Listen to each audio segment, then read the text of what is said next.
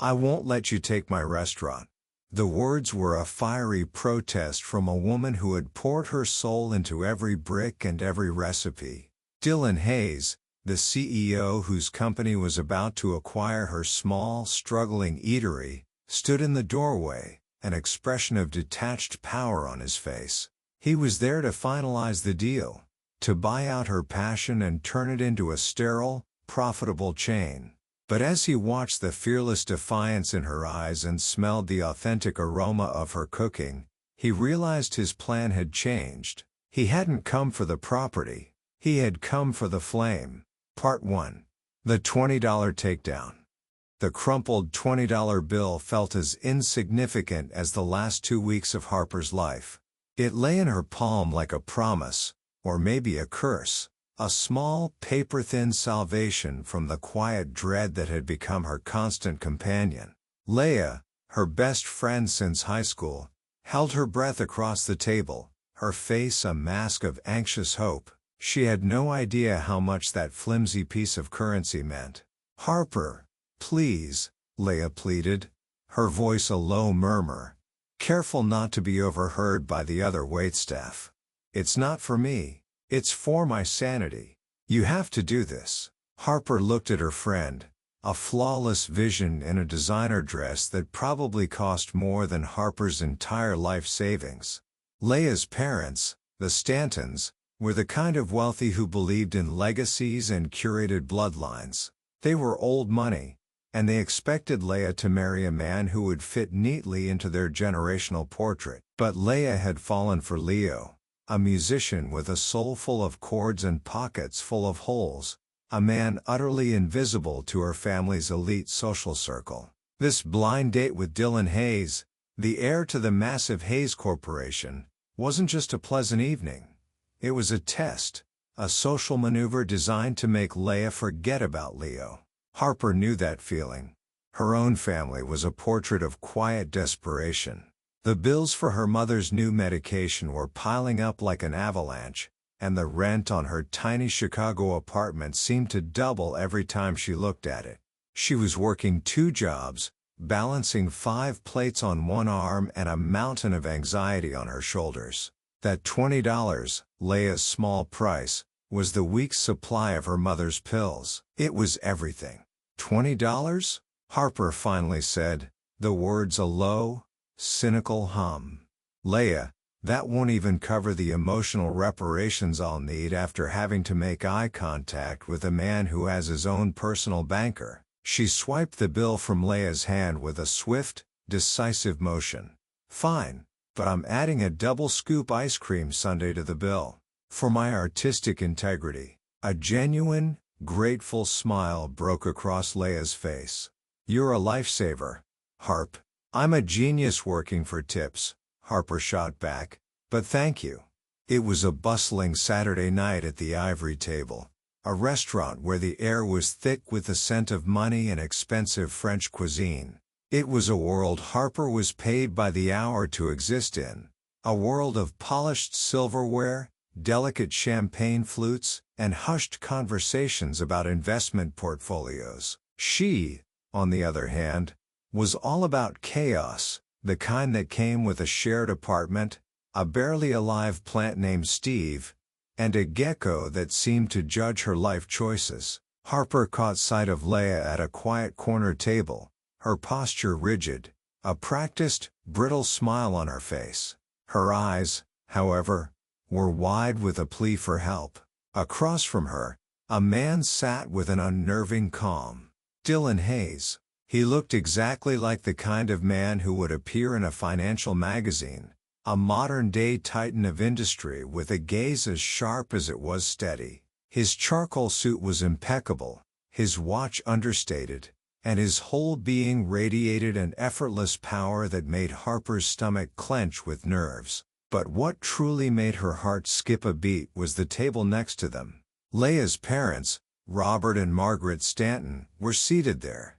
2 regal figures watching the date unfold with a proprietary, almost hawk-like intensity. Their presence elevated the stakes from a simple social favor to a high-wire act of deception. This wasn't just about Leah's date. It was about protecting her best friend from the silent, powerful judgment of Chicago's elite. Harper swallowed a lump in her throat. This was no longer just a $20 job. This was a mission. Harper took a deep breath, adjusted her apron like a superhero pulling on a cape, and strode toward the table. Her notepad was a shield, her pen a sword. She plastered a wide, overly bright smile on her face and adopted a theatrical voice. "Good evening, folks. My name's Harper, and I'll be your server tonight. You could also call me your chaos consultant, depending on how you look at it." Leia's eyes widened to saucers, and she nearly choked on her water. Dylan, however, simply looked up, a hint of genuine interest in his dark eyes. He didn't seem annoyed or put off, just curious. Harper continued, "Let's start with drinks. But a word of advice," she leaned in, her voice dropping to a conspiratorial whisper, "steer clear of the sparkling water. Leia talks in her sleep. One time, she woke up screaming at 3 a.m. about a missing croissant.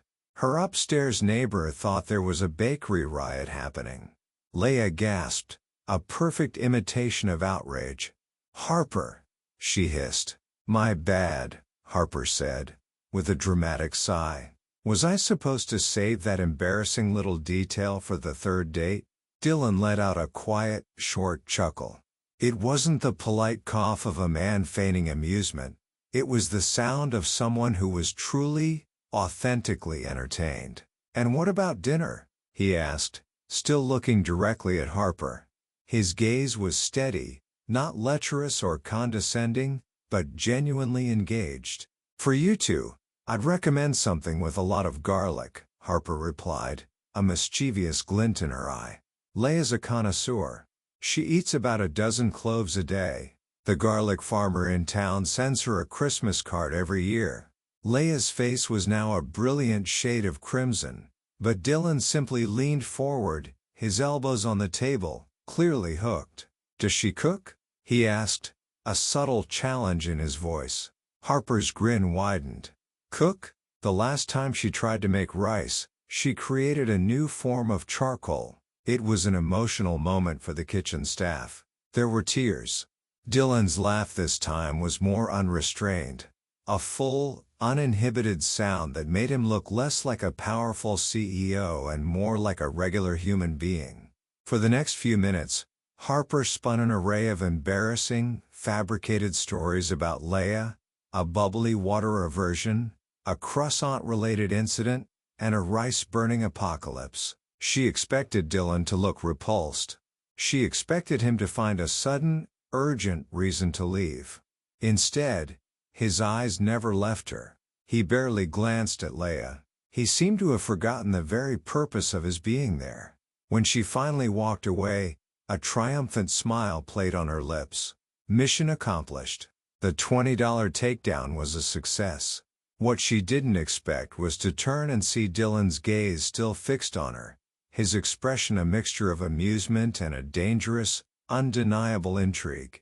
At the nearby table, the look on Robert and Margaret Stanton's faces was one of absolute fury. But their anger was directed at their son, not at her. The Stantons hadn't found the night entertaining at all. As Harper walked back to the kitchen, she felt a strange mix of emotions. She had done her job perfectly, earned her $20, and likely saved Leia from a lifetime of social obligations. But she also had a gnawing feeling that by helping her friend, she had accidentally just started a war. And in this particular war, she was about to be in the crossfire. Part 2. The fire in his eyes. Harper couldn't shake the image of Dylan Hayes. It was like a film reel playing on loop behind her eyelids. The quiet, steady elegance of a man who looked like he belonged on the cover of a magazine, the flash of genuine amusement in his eyes, and the final, lingering gaze that followed her as she walked away. It was all a complete mystery. For a man with his kind of money and power, what could he possibly find interesting in a waitress who just spent 10 minutes making a fool of her best friend? A few days later, she got her answer. He returned to the ivory table. But this time, he wasn't on a date. He was alone, seated in a quiet corner of the dining room with a cup of coffee and an open newspaper, and his eyes never left her. Every time Harper walked by his table, he'd lift his head, a ghost of a smile on his lips. It was unnerving. He watched her as she navigated the crowded tables, as she wrote orders on her notepad, and even as she sighed in exasperation at her almost dead plant, Steve, which she had foolishly brought to work in a desperate attempt to give it some life. He watched her with an intensity that went beyond simple curiosity. It was as if he was trying to solve a puzzle, and she was the missing piece. Finally, at the end of her shift, Dylan approached the counter. His suit was gone, replaced by a simple, elegant button-down shirt that made him look less like a CEO and more like a person. "I have to admit," he said, his voice a low, pleasant rumble, "you're a much more interesting show than the financial news. What's your secret? Chaos and irony?" Harper leaned on the counter, her arms crossed, a wary smirk on her face.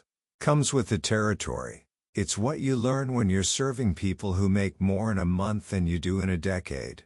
He just looked at her, truly looked at her. "I've been in that world my whole life," he said, his voice dropping, "and it's a very dull flavor.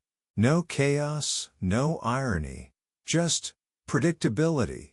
They started meeting after her shifts, not in the gilded cages of the ivory table, but in small, bustling coffee shops and quiet corners of Millennium Park. Their conversations were a stark contrast to the small talk he was used to.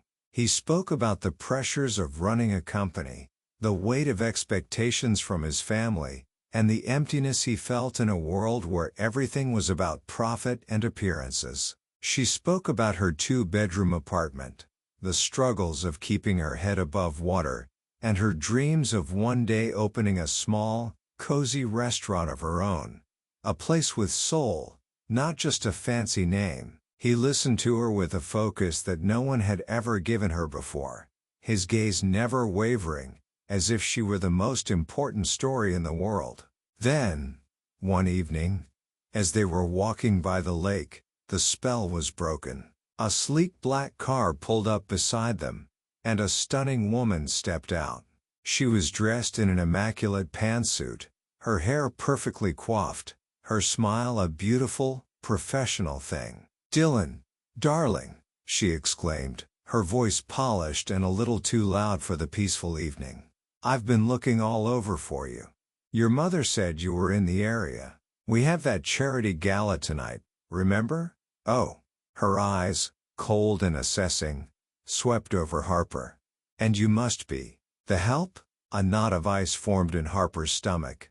"Elena." She was an executive at a rival firm, a perfect match for Dylan in every way that mattered to his family. She was everything Harper was not: poised, powerful, and from the same world. Elena's smile didn't reach her eyes when she looked at Harper, and the casual dismissiveness in her tone was a stark reminder of where Harper belonged. Dylan's jaw tightened. "Elena, this is Harper. She's not the help. She's my friend."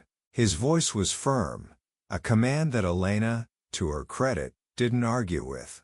After a few minutes of polite but tense conversation, Dylan excused himself and walked Elena back to her car. He came back to Harper, a dark look in his eyes. He didn't say anything, but the silence between them was heavy with the weight of her world crashing into his. Harper took a deep breath. "See?" she said, her voice shaking slightly. "We're just from different planets." Dylan ran a hand through his hair, his frustration palpable. "That's not it. You have to understand something, Harper. You're looking at my life, but you're not seeing the whole picture." He took her hands, his touch warm and firm. "You think I have everything, right? Money, power, a corner office, but I was never meant for this life." Harper frowned, confused. "What do you mean?" His eyes, for the first time, held a flicker of vulnerability. "My family has a legacy.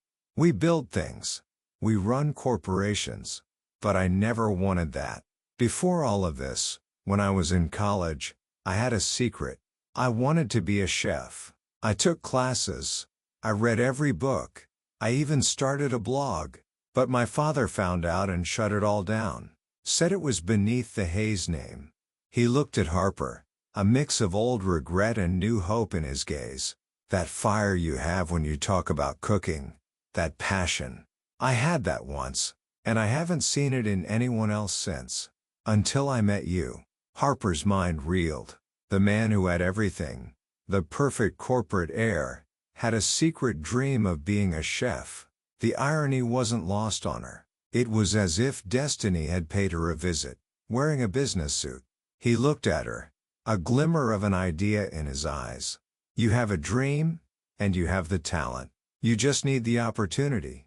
I have the resources, and I want to make it happen. Not as a gift, not as charity, as a partnership. I want to invest in your restaurant. You be the chef, the heart of it. I'll handle the business side. We'll build something real together. Harper stared at him, her heart thumping in her chest. A small, rational part of her mind screamed no. This was crazy. This was exactly the kind of thing that would get her in trouble with people like the Stantons, people who had a say in Dylan's life. But another, more hopeful part of her looked at the genuine fire in his eyes, the same fire she had in her own, and knew that he was telling the truth. But her stubborn pride, an old friend, reared its head. I don't accept charity, Dylan. I can't. This isn't just about money. This is my dream. It's an investment, Harper, in a talent I believe in. He took a step closer. It's an investment in something real. She was about to argue, to push back, but a familiar voice cut through the air. You won't believe what's happening to me now. Leia stormed into the coffee shop, a frantic look on her face. You won't believe what my mom said about my date with Dylan. Harper sighed. Her chaos had just returned, and it was wearing a designer bag. But as Leia spoke about her parents' anger, Harper felt a new determination stealing her resolve. The old flyer for her father's food truck, tucked away in a drawer at home, had a motto: "Food made with love can change the world." Her father had started with nothing and built something beautiful. He never would have turned down a chance to make his dream a reality, and neither would she. "Okay," Harper said, cutting Leia off mid-sentence. Her voice was firm, her eyes fixed on Dylan. "I'll do it. Let's build a restaurant. I have reviewed your feedback. I understand that my previous response was not sufficient in Part 3. The First Flame and the Unseen Hand. The air in Harper's Flame on opening night was a symphony of hope and simmering disaster. The space, once a forgotten storefront, was now a reflection of its creator, warm, with a functional chaos. The walls were a deep, earthy red. The tables were made of reclaimed wood that had a story to tell. Every plant in a handmade ceramic pot, every piece of art on the wall, and every flickering candle spoke of authenticity. The aroma of garlic, herbs, and freshly baked bread filled the room, a promise of soulful, unpretentious food. But the symphony quickly turned into a screeching rock anthem. The sound system, which was supposed to be playing soft jazz, suddenly blasted an ear-splitting electronic track. Harper, her hands coated in flour, looked up from the kitchen pass in horror. Jenny, the seasoned waitress, lunged for the control panel, fumbled with a tangle of wires, and accidentally killed the power to the entire system. A sudden jarring silence fell over the dining room. Harper, a master of improv, seized the moment. "Welcome to Harper's Flame," she announced, her voice echoing in the quiet, "where the music is as unpredictable as the menu."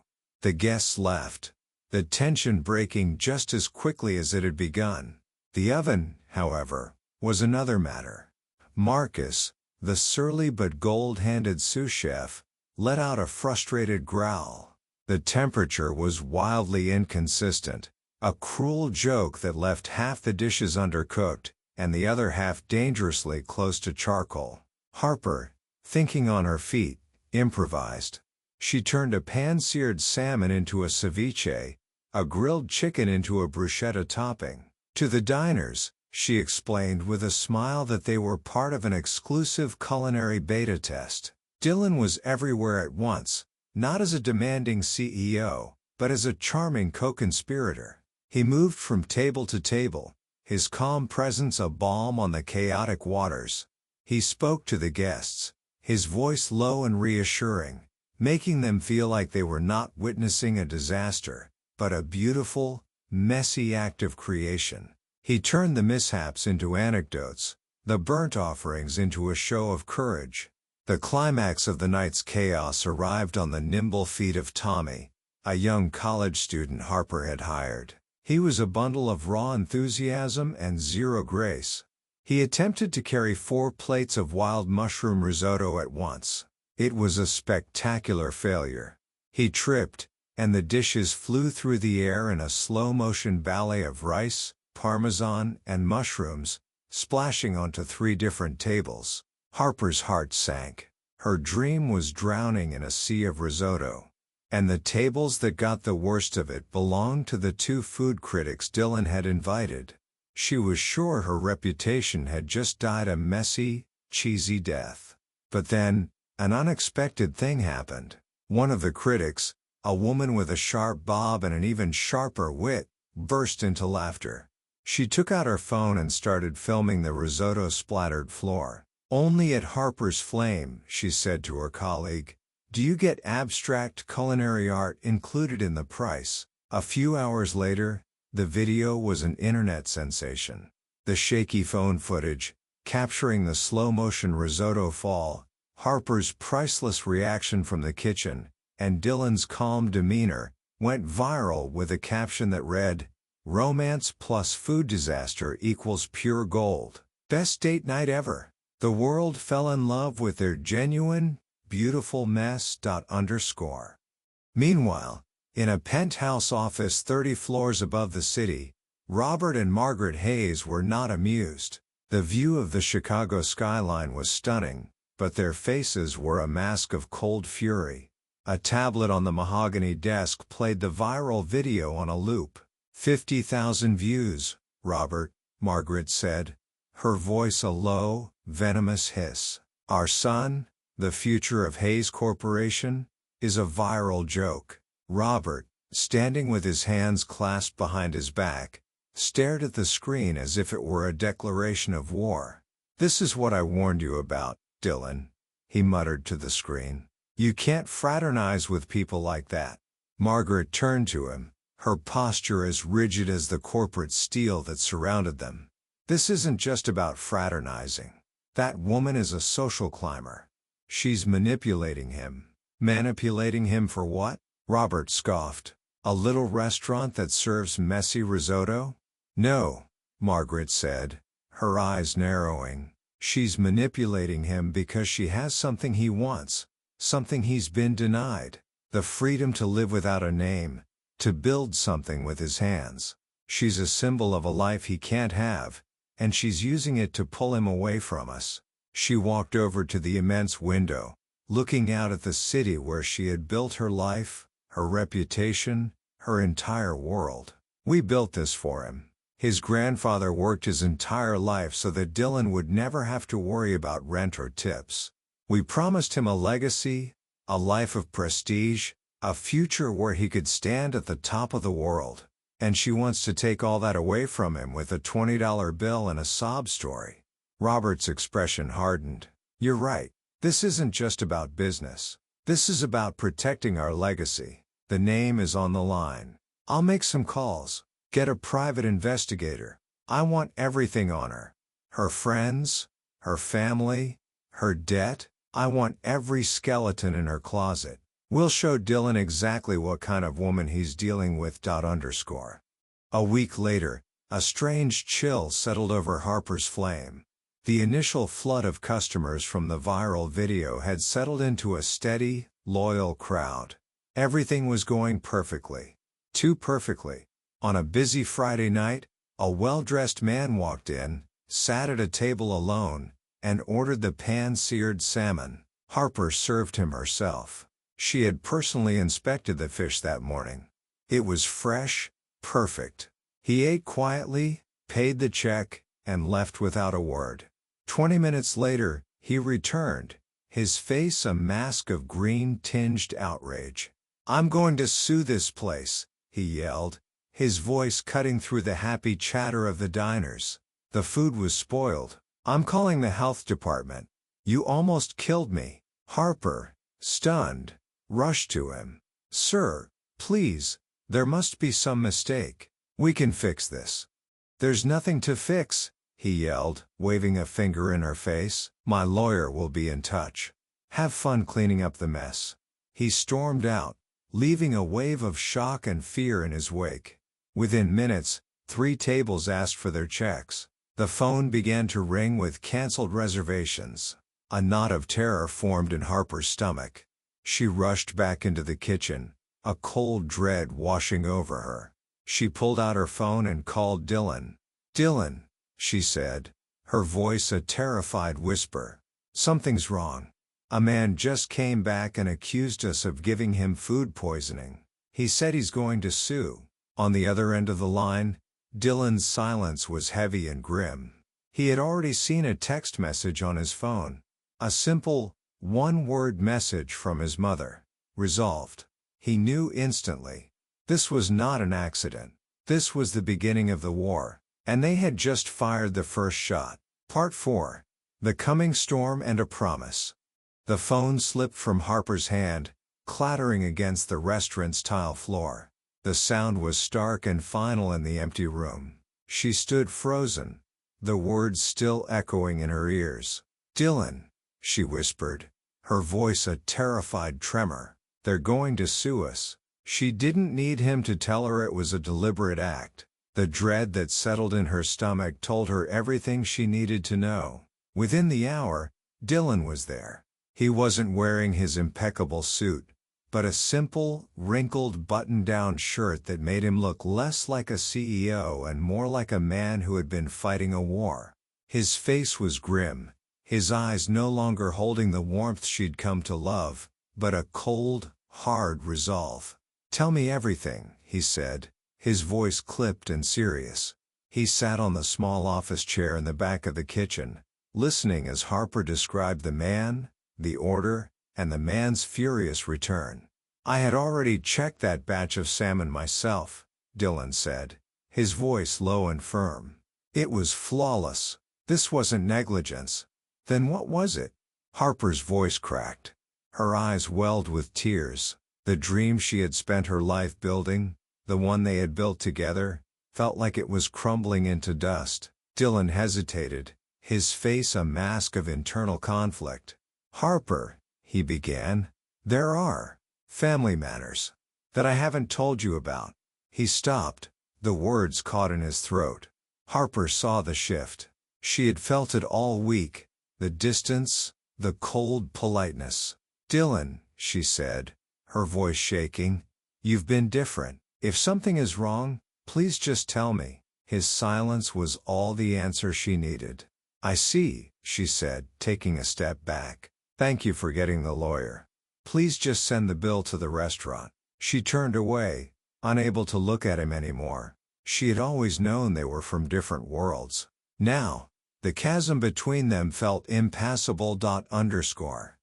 In the days that followed, a media storm descended upon Harper's flame. The lawsuit became local news, and headlines screamed about mysterious food poisoning at Vero restaurant and CEO's girlfriend accused of negligence. The restaurant phone rang constantly, but only with canceled reservations. "They want to destroy us," Leah said one evening, finding Harper sitting on the kitchen floor, surrounded by piles of invoices. Harper shook her head. "No," she said, a new light of determination flickering in her eyes. "They can't. We might lose money, but we won't lose our integrity." She stood up, grabbing a pen and a piece of paper. "We're going to have a free tasting night." "A free what?" Leah nearly yelled. "Harper, are you insane? After everything? We're going to let people taste the truth," Harper said, her voice firm. "We'll prove that our food isn't just safe. It's the best. They chose to fight a war of lies. We'll fight a war of honest food." For the next 3 days, Harper worked like a woman possessed. She refused all of Dylan's offers for financial help. "I have to do this myself," she told him over the phone, her voice strained. "So you can feel better about walking away when things get hard?" What Harper didn't know was that Dylan wasn't walking away. While she was refining recipes and organizing the event, he was fighting a different battle. He was making calls, using his old connections to reach out to food bloggers, journalists, and local influencers, telling them about Harper's event and its purpose. He ensured that every single ingredient was meticulously documented and certified, preparing for the inevitable. On the night of the event, Harper opened the doors to a crowd of over 100 people, a mix of loyal customers, curious onlookers, and skeptical reporters. She stood in the center of the dining room, her heart pounding. "I know many of you are here because of the controversy," she began, her voice unwavering. "But tonight, you will taste food made with love, transparency, and truth." She didn't just serve food, she told stories.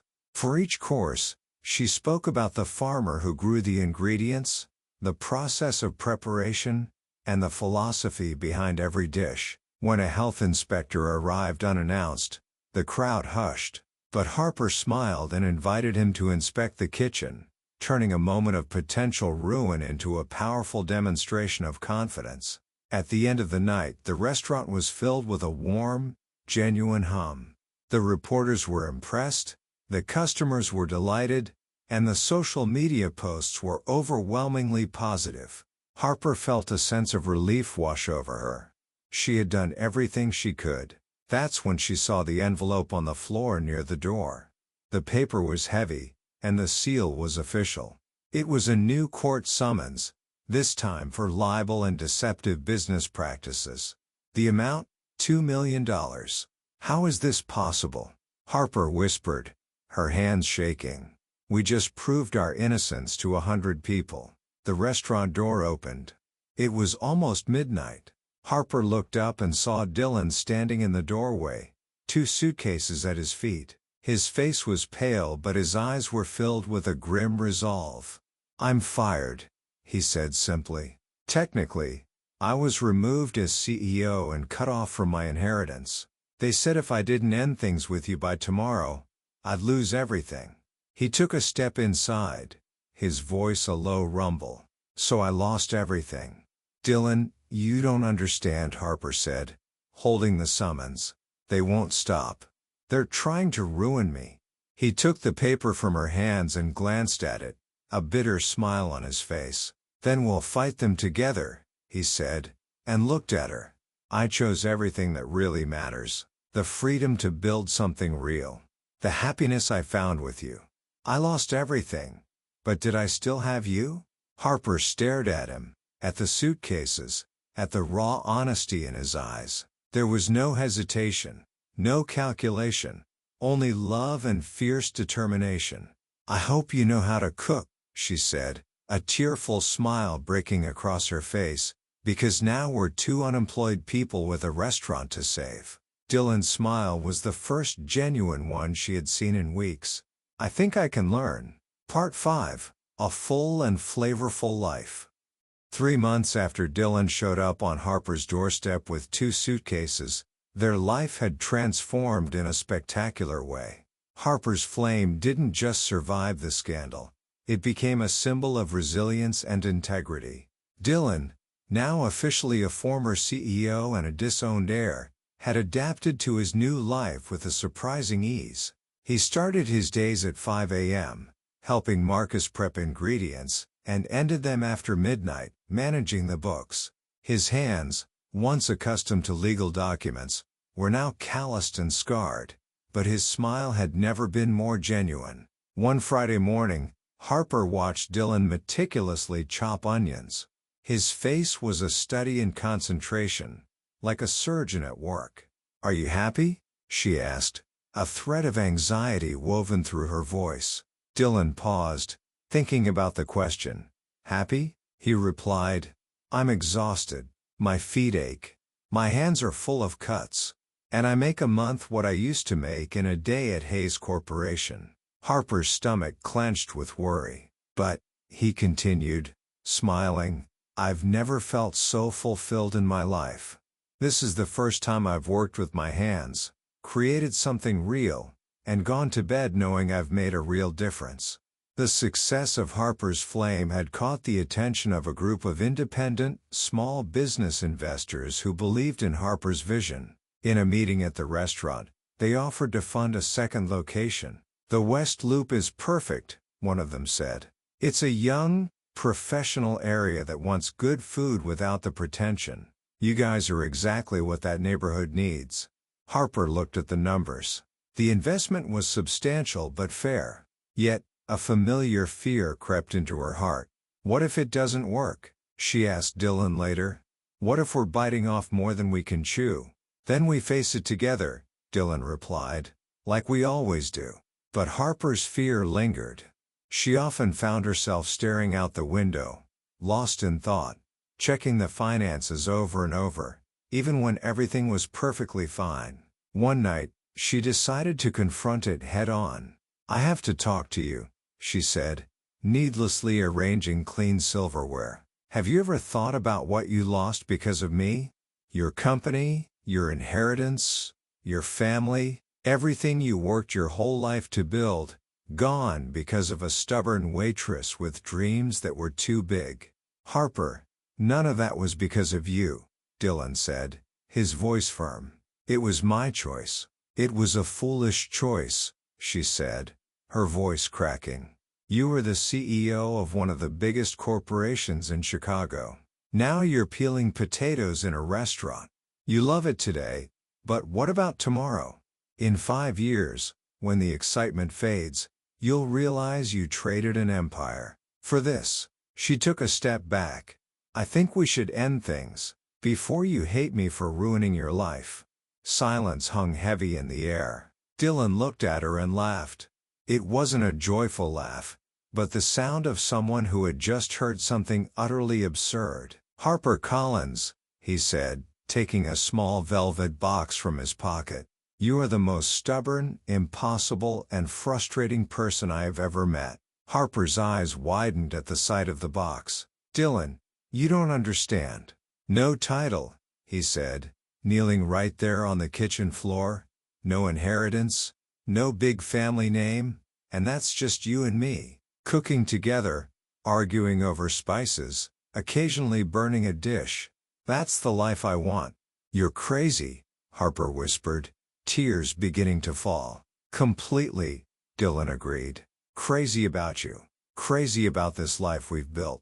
Crazy about waking up every day and working alongside the woman I love, doing something that truly matters. Harper looked at the ring, at Dylan. Are you sure? You won't regret this? In the last 6 months, he said, his voice filled with emotion, I've woken up excited to go to work. I laugh more. I sleep better, and for the first time in my life, I feel like I'm truly myself. How could I ever regret that? Harper knelt down, so she was at his level. Then yes, she said, a smile breaking through her tears. Yes, I'll marry you. But you have to promise that if you ever regret it, you'll tell me. You won't suffer in silence. I promise, Dylan said. But you have to promise not to try to break up with me for my own good anymore. 6 months later, Harper's Flame had become a sensation. The second location was set to open in the West Loop. The grand opening party was also a celebration of their engagement. As everyone cheered, the restaurant door opened and Robert and Margaret Hayes walked in. The room went silent. Robert approached the couple, his voice trembling. Dylan, he said. Harper, we were hoping we could speak with you. We came to apologize, Margaret said, stepping forward. For what we did. For the lies, and for the way we tried to destroy something built with love. Robert looked at Harper, his eyes filled with regret. I watched an interview you gave, he said, and I saw the passion in your eyes. I realized you didn't take my son away from me. You brought him back to life. Margaret stepped closer, placing a small, old, leather-bound book in Harper's hands. This is our family's recipe book, she said. Please, let it be a part of the legacy you're building. Harper looked at Dylan, and he gave her a small nod.